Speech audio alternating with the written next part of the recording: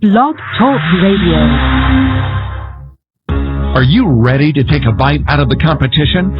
Are you looking for ideas to make your business better? Welcome to the Core Business Show with Tim Jacquet, sponsored by Apple Capital Group. At the core of every successful business, you'll find people making a difference. And with each episode of the Core Business Show, we talk with those people, examine those ideas, and explore the strategies that make them special. Now, the host of the Core Business Show, Tim Jacquet. Hi, good morning, everybody, and welcome to another episode of the Core Business Show. Tim Jacquet, your host. Today, I have the pleasure of having Peter Trabucco. He is an author of America's Top Roller Coasters and Amusement Parks. He is a travel expert. If you'd like to speak with Pete, you can give him a call at 347-324-3460, 347-324-3460. Pete, welcome to the program. Well, thanks for having me on. I appreciate it. Great. I guess to begin with, kind of tell us about yourself and out of roller coasters and amusement parks, how did you get into that?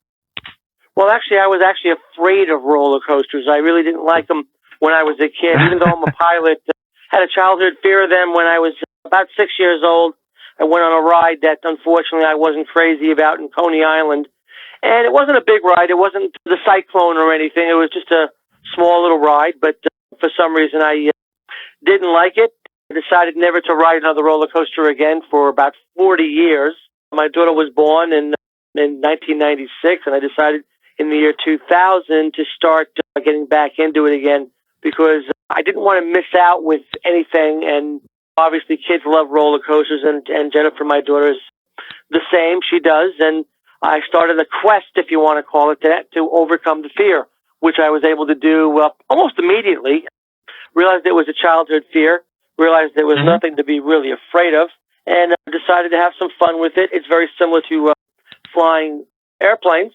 A lot of the roller coasters mimic what you do in the air, so it became pretty much a lot of fun, and eventually I got to the point where I started to take clients and customers out when I travel in the aviation industry, and the next thing you know, I'm writing a book about it. So that's pretty much how that came about. Wow. So when we come to, you mentioned similar to an air, you're a pilot.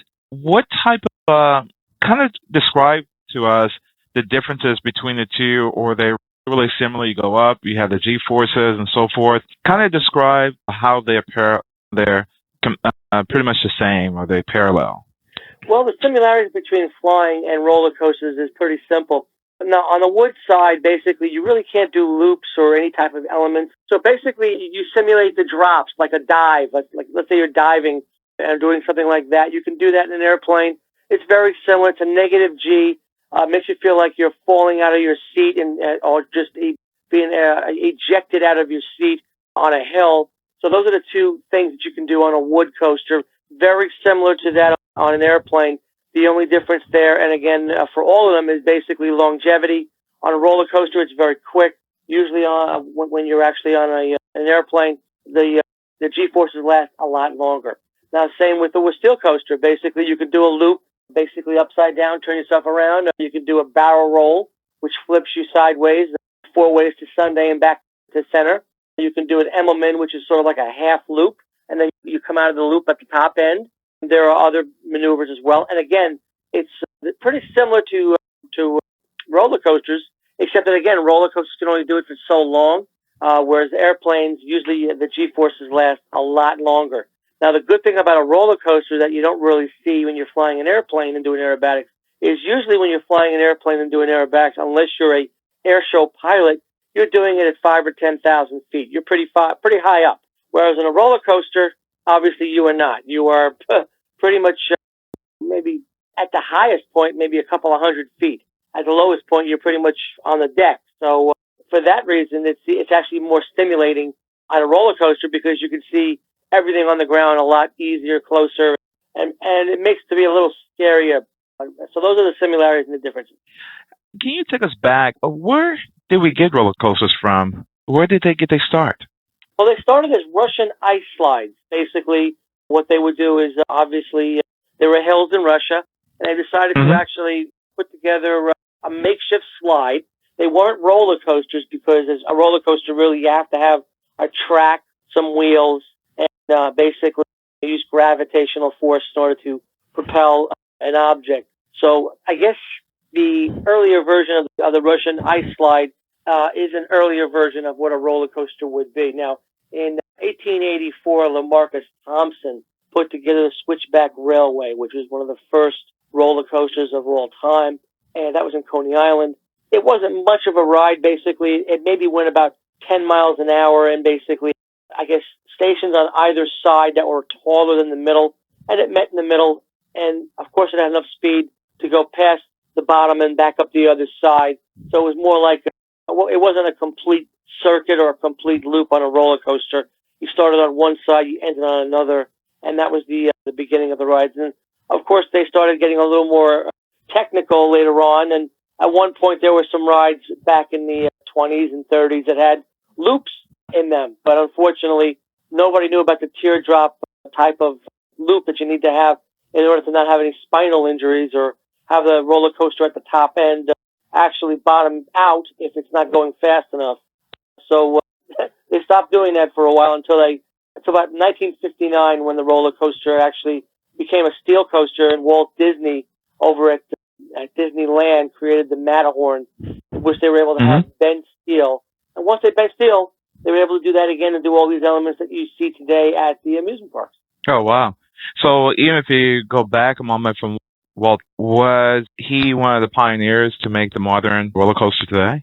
Yes, he created the Matterhorn roller coaster, which is not a great coaster today, but I still love the ride. It's a fantastic ride.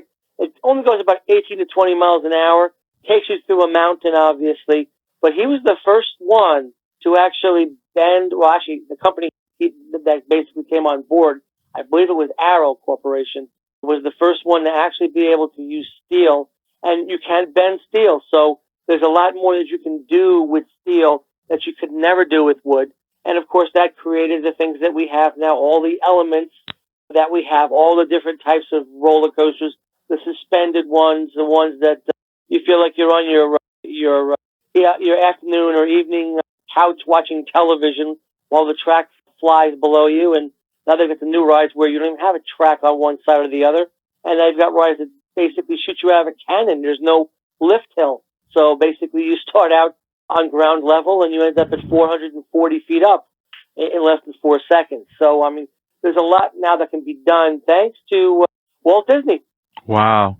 If we go back for a moment real quick regarding the roller coaster, like, for example, if you talk about, I think in your book, about the largest drop ever and where it can be found, in the United States, I guess, compared to the rest of the world, are there any differences between how the engineering, how we do it here in the States versus how they do it in Europe and some other countries? Are they going to be pretty much the same? Not really, because the manufacturers that make the roller coasters here in the United States also make the same roller coasters over wherever, maybe Europe and in Asia, in South America, or wherever. So it's the same people making the same types of roller coasters, or the same companies. B&M, of course, being one of the biggest right now. So no, sure, we have our own laws and our own rules and regulations here in the United States, and you will find a lot more roller coasters and amusement parks in the United States than you will elsewhere. But there's some fantastic rides also overseas. The fastest roller coaster right now is called Formula Russa. It goes from 0 to 150 miles an hour, and it's in Abu Dhabi.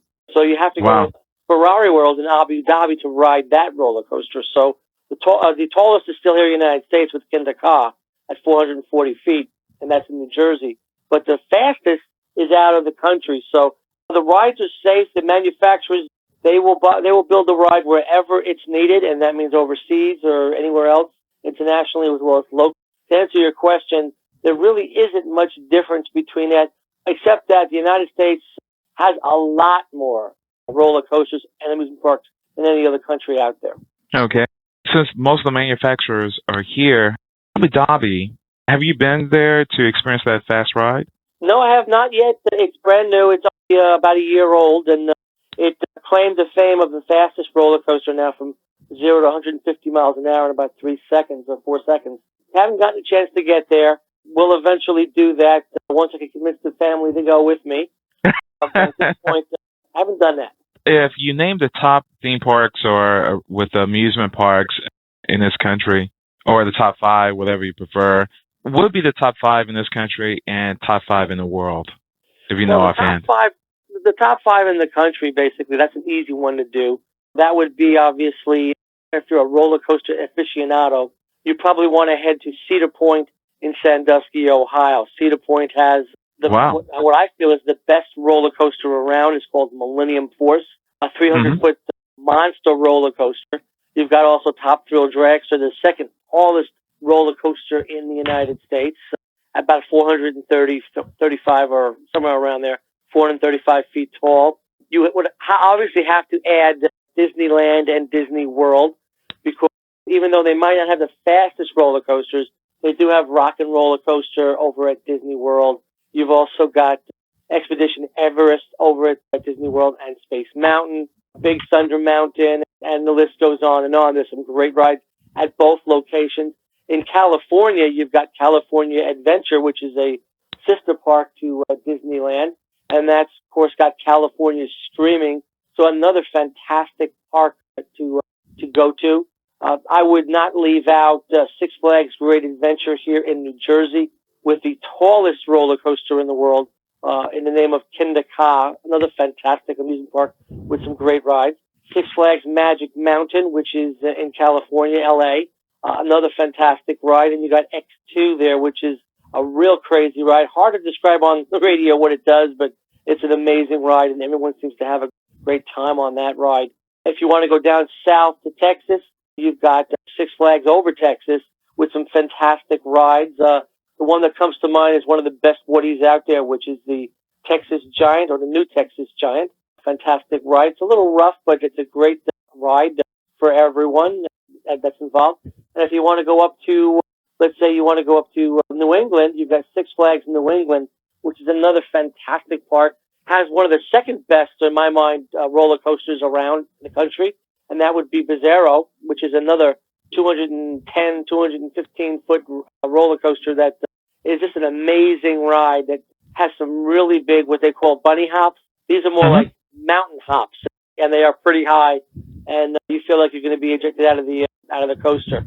If you want to go overseas, Alton Towers, Drayton Manor, these are some really, really good ones overseas, and they're both in the UK. There's some other ones out there, but those are the two that come to mind that I feel are really good. If you're going to be in the UK for the Olympics, or you're going to go there for Wimbledon, you might want to check those rides out as well. Okay. And those top 5, or in Europe, well, you just mentioned the one in London. Any others in Europe or Asia? Drayton Manor in London, and also the other one too as well. There's 2 there. Okay, nothing in Russia or nothing in the Asian countries? Well, in Asia, basically, you've got smaller amusement parks, very few that I would say I would actually go to China for. I believe there's Spa Land just outside of Tokyo, which basically is good in Japan. But and again, it's got Steel Dragon there, which is a great ride. They might have fun with that as well. But again, the best of what you're going to find is in the United States and in the UK. Now in Canada, you've got Canada's Wonderland, which is an amazing amusement park, and they have a ride going in now, which is going to be one of the tallest, one of the 5th tallest in the world, and that's going to be called Leviathan, and that comes in this spring. It's probably going to be operational in a month or so. Another fantastic ride, and that one is in Toronto. Another great park, and if you want to go to Canada also, they've got La Ronde, which is another amusement park in Montreal, Canada. Not as good as maybe Canada's Wonderland, but still a very good ride. And the one thing I like about going there is that everyone speaks French, and laughter and entertainment and having a good time is universal. You don't necessarily have to speak to somebody or sit next to somebody to know what they're feeling on an amusement park or on a ride such as that. A scream is a scream, huh? Yeah, they all scream and they all say "we," so it's pretty much the same. And it's funny, I was able to talk through body language with most of everybody on these rides. Wow. And the first one you mentioned, was that in Toronto, or? Yes, that's in Toronto. It's called Canada's Wonderland. It's a fantastic amusement park. Okay. It's owned by Cedar Fair, which is also a company that owns Cedar Point, as well as a few others. Oh, I did forget to mention another roller coaster and amusement park series that are very good as well. You've got the Busch Gardens in Williamsburg, as well as the Busch Gardens in Tampa, Florida. These are also fantastic amusement parks as well. That they're known for one of the tallest roller coasters, which of course is Apollo's Chariot. And they have a new ride at Busch Gardens in Williamsburg called Verbolten, which is a fantastic ride that replaced the Big Bad Wolf there. Another ride that you need to get to if you're going to Virginia. Okay. You named the roller coasters that evolved since the 20th century. I have it here in one of the descriptions. So how have the roller coaster evolved? I know you mentioned at the top of the show, we started with wood. Well, start with ice, and we went to wood, and then from wood we went to bended steel. The train itself, or the cabin that holds the person, are they pretty much the same? Did it evolve that much during that time, or kind of tell us how things have changed within the 20th century? Well, the trains have definitely changed. Obviously, back in the old days, you had a wood train, a wood coaster with a wooden train with basically some wheels that were steel underneath it that hooked into the actual track, and that was pretty much the end of that. Nowadays, you've got trains that suspend you. You've got trains that you're sitting in your easy chair that have the track below you. You've got trains where you're basically suspended outside of the track, so there's nothing between your legs but air all the way down, and you get flipped over several different ways. You've got trains that don't need lift hills anymore, that can be shot from a cannon using LIM technology or linear induction motors or magnets to shoot you and to stop you by using reverse polarity. And you've got so many different types of trains, and even the wood coasters that were normally very rough are no longer rough. There's one that I can think of off the hand, which is El Toro over at Six Flags Great Adventure in New Jersey. Has a ride that's almost 200 feet high, yet it feels like a steel coaster, even though it's pure wood, and it's very smooth. Now, as far as the harnesses are concerned, you probably noticed the old horse collars that used to go on your head, and every time you would put them down, you felt safe, and you had a place to hold your hands in front, but a lot of times these rides were kind of rough, so you started banging your head against the side of those things, and before you know it, you're talking like Rocky Balboa after a few times on the roller coaster. Basically, they've been changed with the new styles. They come down towards your waist area, and they hold you in very firmly, and there's an improvement there now because now you get to feel the ride more, the ride sensation, and have this big horse collar come down. And obviously your view gets changed. You can't see as much. And again, a lot of the rides, you bang your head a lot, and before you know it, you're getting a concussion. So, because they didn't fit everybody. Wow. The new rides are much better, not just train-wise, but harnesses. They're much taller than they used to be. We're now reaching 400 feet on these rides, over 400 feet actually. So we've come a long way. Wow. So a lot of people have fear of a roller coaster ride. What advice do you have if you have a person who have a fear in coming up and down or getting into a roller coaster? Anything that you will advise them that, hey, there's nothing to be afraid of? Are they pretty safe?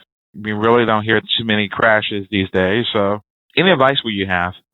Well, the rides are safe. Obviously, they're well enforced. The manufacturers build them very well. You only hear about the incidences where there's a situation, and 9 times out of 10, it's usually the rider and not the actual manufacturer or the ride operator that causes all these different problems.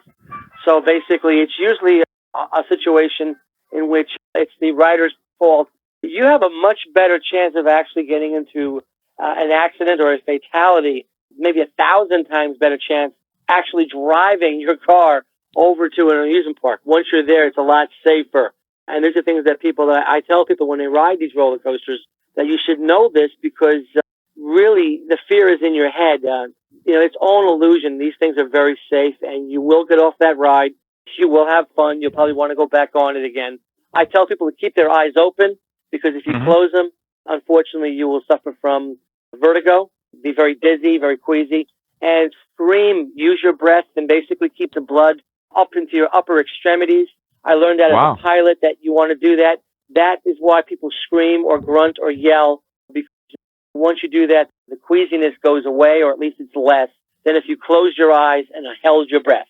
And unfortunately, most people that fear roller coasters usually close their eyes and hold their breath. And that's one of the reasons why, unfortunately, it doesn't work out too well for them. So those are some of the tips. I also tell people that are new, don't go to the front of the train or the back of the train. In the front, you get the visuals, and a lot of times people don't like the visuals, scares them. Or in the back, you get the whipping action or the centrifugal force of the actual train itself. So if you stay in the middle for the first couple of times that you ride something, it's a lot easier. You don't really get those sensations, and it's just a more comfortable ride, not as intense as the other areas, visually or physically. Do you compare that to the same as a plane ride, the back and the front? Not Ironically? really. It's a whole Okay, different. it's going to be pretty simple. It's an open train. So if you're in the front of the airplane, you're still behind the pilot. You're still behind everything, and Okay. it's not on a track where there's a whipping action. It's all one fuselage, so it's not the same in that respect. That if you're in the back of a plane or in front of the plane, you probably get the same ride. And again, most planes that are doing aerobatics are only two-seaters, so there's really not much of a difference between the front end and the back end, other than maybe a visual where you could actually see it better from the front of the aircraft, the drop and whatever that's going on, which is usually where pilots themselves that do these rides will put their passengers. But overall, it's a little bit different than that of a roller coaster and being on a train. Well, a couple of questions real quick. One is regarding minor parks. Now, the major parks, you might hear some incidents every now and then. The safety of a minor park, I think the person is asking the question of what they really need to look for if they're in a minor park. Does it mean something just minor parks would be there's some lower scale ones and it doesn't go too high. You have your Ferris wheel, you have a small roller coaster, and that's it. And also you have the traveling show. Anything they need to be really aware of when they actually get in these type of roller coasters or Ferris wheels or something? Well, the industry itself is well policed, and the ride that you'll find at the county fair will be pretty much as safe as the ride you'll find at a Six Flags or a SeaWorld or a Universal Studios or an Islands of Adventure or a Cedar Fair Park or anything like that. But I tend to, when I go to these local carnivals and these local smaller parks, I know to observe the ride operator, observe the park a little, just to see how they do things. And you want to be safe, of course. You always want to be safe. So what I'll do is I'll check that out. And if I don't feel comfortable with the ride, or it doesn't look like it's seen its better days, even though it's probably safe because they have to go through the same rules and regulations from the manufacturer as everyone else, and all these parks, whether they be the local carnivals all the way up to the top amusement parks in the country, they all go through the same training. There are people walking all the entire track to make sure it's safe. There are safeguards put in place, so they are safe. The only thing I would say is if you see a Ferris wheel somewhere that doesn't look like it's the safest one around, chances are your instincts are probably pretty good on that one. So you probably don't want to go on something like that. Then use common sense. But I would say that there are very few and very far between where I would find a ride where I would say, nah, don't. I think I'll skip that one due to safety. So it's a pretty safe industry. Now, what you mentioned about earlier regarding the top roller coasters, of course, those are going to be the top amusement parks as well, right? Well, yeah. Well, the amusement parks, I think I mentioned the top amusement parks out there. Basically, they all hold the top roller coasters, which we talked about. Okay, good. A few more that come to mind that I did not mention. If you go down to San Diego way and also in Santa Cruz in California, you've got the Giant Dipper roller coasters. One's a wood coaster that doesn't have one straight turn or straight drop in the bunch, and you've got another one which is at Santa Cruz, which is another wood coaster, all built in the 20s, by the way, both of them. That basically is got nothing but drops, and it's just an amazing ride. These are good wood coasters if you happen to be at the Santa Cruz Boardwalk or down at Belmont Park in San Diego. For a moment there, I sounded like I came from Boston a little bit with say Park. Sorry about that. These are good rides as well. You've got Goliath, which is a major steel roller coaster at I believe, and I have to go double check my numbers, but I think it's over at Six Flags over Texas, and there's also one, I believe, in Magic Mountain, California. Great drive. And the thing is, they got 2 helixes on them, which means you turn around twice. By the second helix on a really hot day, you're practically browning out and feeling what a pilot feels when they get heavy G's for a sustained amount of time. And that basically is what it feels like on these rides. Another great ride out there that I would love and I would recommend is if you're in Lake Compounce, Connecticut, there's a amusement park called Lake Compounce, and it has Boulder Dash, which is one of the best wood roller coasters out there. It actually follows the curvature of the mountain, so you never quite know what's up on the next part of the hill, and it's all covered with foliage and trees and that come within inches of your head. So it's just an absolute amazing ride and one that I highly recommend, especially if you happen to be in Bristol, Connecticut or close to that area. Stop by Lake Compounce. You'll be better for it. Perfect. Well, anything else you want to leave us with? I really appreciate you coming on to the program. Any last words, any advice you give to families as they look at the summer schedule and say, hey, let's take a look at this particular amusement park? Any advice that you have for them? Well, don't forget to plan early. And if you're going to be traveling, obviously you want to travel. Actually, make your plans on a Tuesday. Tuesday seems to be the best day to actually save some money on airfare and be able to travel. So I've learned that's the day you want to do that. Also, make sure that everyone loves what they're doing. Don't just plan a trip without asking people whether they like it or not. And when you're there, obviously make sure you have a good time. Don't go to the park during midday. Go to the water parks there if you happen to be. And this park that also has water parks. Don't go during the day. Go early in the morning. Go on the rides that you want to go quickly, or go late at night. You'll find less lines there. You want to look for things like Easy Pass or Fast Pass, or if you're staying at Universal Studios, you want to stay at the hotel there. These will get you easy access on the rides, so there's no wait time practically. And they're good ideas to do to save the family some time and some money. Get season passes, of course, because you save money if you use a season pass twice. You've already paid for it, and most families will go at least 4 or 5 times with a season pass. I did want to mention that I have another book coming, a second edition, and that's going to be out next year. And I'm also in the process of producing a reality show pilot called Thrill Ride Maniacs. We've just put that in the can. It's now being looked at by some of the networks, and hopefully by later spring or maybe in the fall, we'll be able to have a show called Thrill Ride Maniacs, in which we take people who love rides, not just roller coasters, but aviation, jumping out of airplanes, that type of stuff, and follow their quest to overcome their fears in some cases, or just to have fun and have that adrenaline pumping. These are amazing individuals. They're different than you or I, and we get them in their element basically by filming them as they do all this stuff and asking questions about why they do it. Wow. Well, I look forward to looking at the program when it comes out. But again, kind of tell us how they get your book.